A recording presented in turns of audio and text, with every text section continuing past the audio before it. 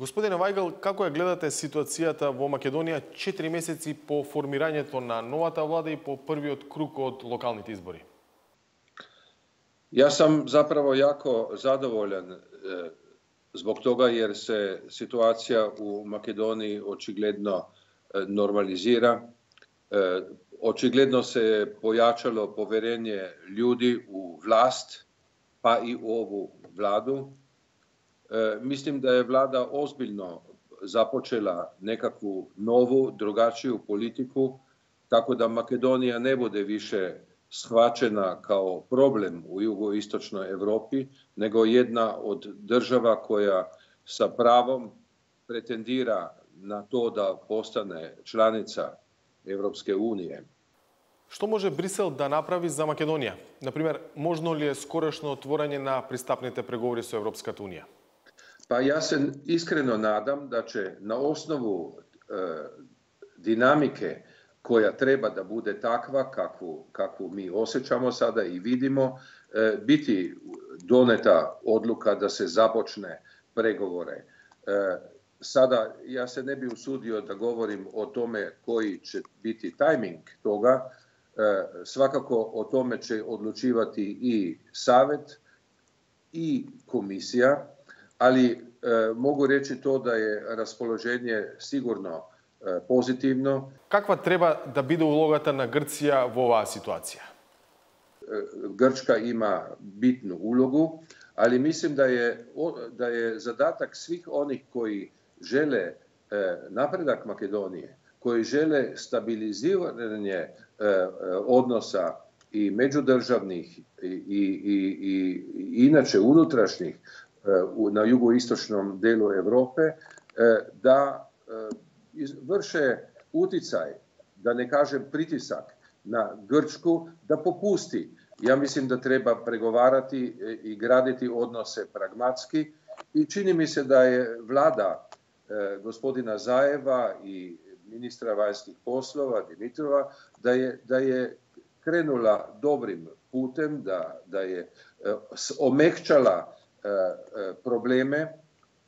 Jedan je naravno najevidentniji dokaz i dostignuće je sporazum sa Bugarskom, ali imam dojam da i kada je reč o Grčkoj, da se tu stvari polagano menjaju i da se menja i diskurs, da se, ako se prati i medije u Grčkoj, malo je popustila ta jedna tvrda linija i nadam se da će i sa grčke strane doći do pragmatizma i fleksibilnosti u tom pogledu.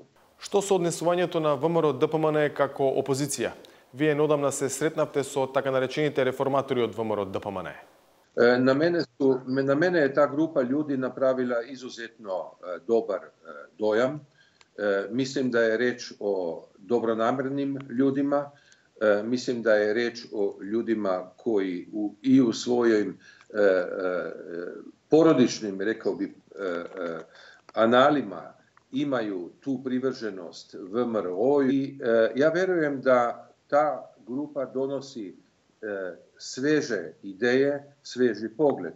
Posebno mi je imponiralo to kako oni vide svoju moguću ulogu, odnosno ulogu jednog naprednog, reformiranog VMRO-a u unutrašnjoj politici kao partnera, kao nekoga koji radi sa vladom na zajedničkim zadatcima u dobro države i naroda i koji također zastupa politiku otvorenosti prema svim susjedima.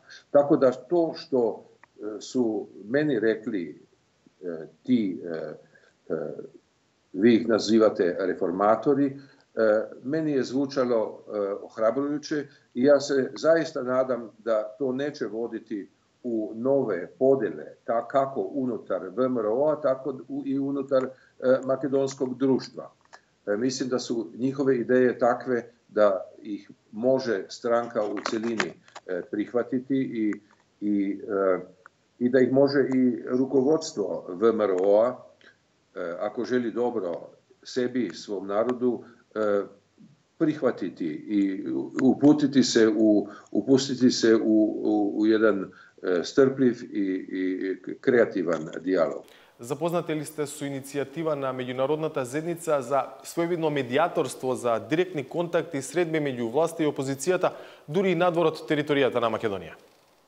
Jeste, o tome smo razgovarali sa svim liderima parlamentarnih stranaka kad sam bio u Skoplju zadnji put, još kad smo bili nas troje medijatora, gospodin Kukan, gospodin Fleckenstein i ja. Tada smo se dogovorili da ćemo ponuditi jedan mehanizam, jednu tribunu sa kojim raspolaže Evropski parlament, a to je proces Jean Monnet dijaloga i to je jedan isprobani način da se pozovu lideri svih parlamentarnih stranaka u kuću Jeana Monneta, to je blizu Pariza, i da se u otvorenom i konstruktivnom razgovoru, bez prisustva medija, bez kamera, znači u jednom direktnom, ličnom kontaktu,